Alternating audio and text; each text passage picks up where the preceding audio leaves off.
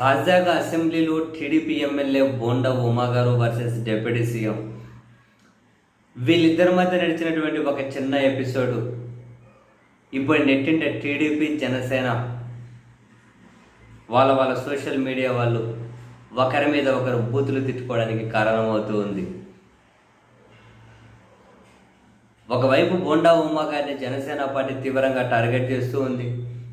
అదే సమయంలో నిన్న అసెంబ్లీలోనే చంద్రబాబు నాయుడు గారి ఛాంబర్లో ఒక మీటింగ్ జరిగితే పక్కన ఇంకో చైర్ వేసి ఉప ముఖ్యమంత్రిని కూడా కూర్చోబెట్టారు కదా.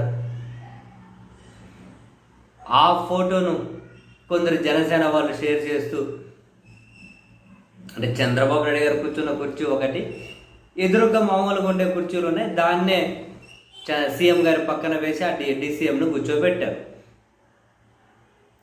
అయితే ఆ ఫోటోలు జనసేన వాళ్ళు షేర్ చేస్తూ, చూడాల్సింది కూర్చున్న కుర్చీలలో తేడా కాదు, ఒకరు విత్ బెయిలు ఇంకొకరు వితౌట్ బెయిలు అని చెప్పి ఆ ఫోటోలను షేర్ చేసి చంద్రబాబు నాయుడు గారు బెయిల్ మీద ఉన్నారు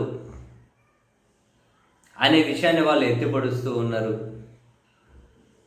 అండ్ మా అధ్యక్షుడు లేకపోతే, మా ఉప ముఖ్యమంత్రి లేకపోతే ఇప్పటికీ రాజమండ్రి జైల్లో దోమలు కొట్టుకుంటూ కూర్చునే వాళ్ళు చంద్రబాబు గారు అని ఎందుకు జనసేన వాళ్ళు తీవ్రంగానే టార్గెట్ చేశారు.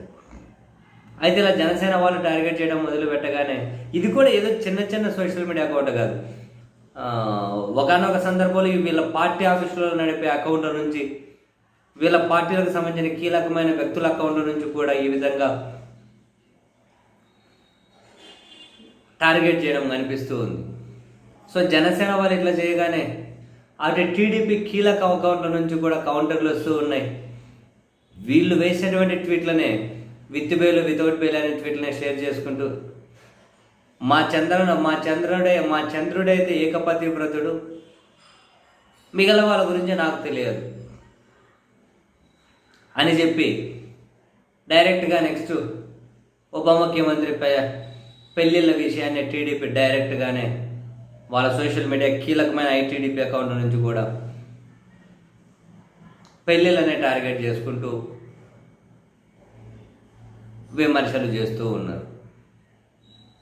సో జనరల్గా జనసేన అధ్యక్షుడికి సంబంధించి ఏ విషయాన్ని అయితే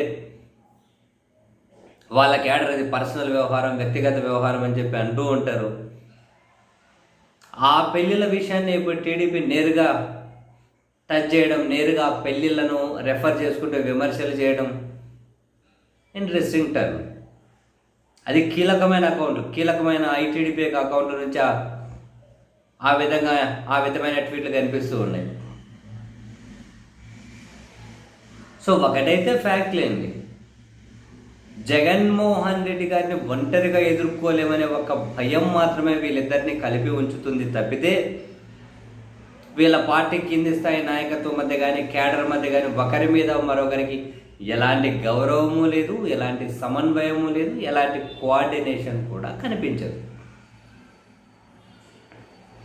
తప్పక ఎన్ని నిందలు వేసుకున్నా, ఎన్ని తిట్లు తిట్టుకున్నా, ఎంత చేసుకున్నా కలిసి ఉండకపోతే మనం ఆయన ఎదుర్కోలేమనే ఒక భయమే వీళ్ళని ఇంకా తప్పక కలిసి ఉండేలా చేస్తుంది.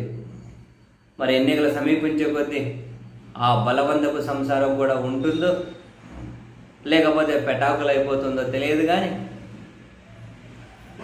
2019 ఎన్నికలకు ముందు జనసేన అధ్యక్షుడి పెళ్లిళ్ళ గురించి మాట్లాడేవాళ్ళు టీడీపీ వాళ్ళు. ఇప్పుడు మళ్ళీ తన పెళ్లిళ్ళ ప్రస్తావన డైరెక్ట్ చేస్తూ ఉండడం నిజంగానే ఒకరిని మరొకరు ఏ స్థాయిలో టార్గెట్ చేసుకుంటున్నారో అర్థమవుతూ ఉంది.